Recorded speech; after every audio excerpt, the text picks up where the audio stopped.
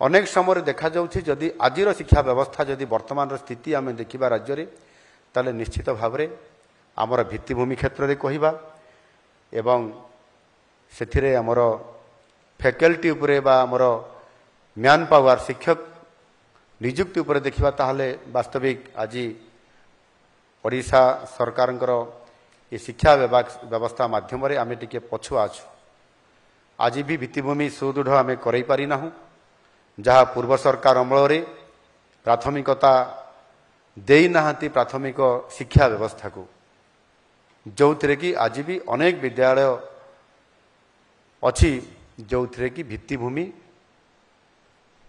आदौ नहीं कहले किसी भूल हेब नहीं भंगा कोड़िया केतेबेले बारंडारे केतेबेले गछ मूल पाठ पढ़ा व्यवस्था हबार ई व्यवस्था मध्य अच्छी स्वीकार करने पड़ो आपाई नुआ सरकार आसिला परे आमे त्वरित पर्यायर किभली भाव में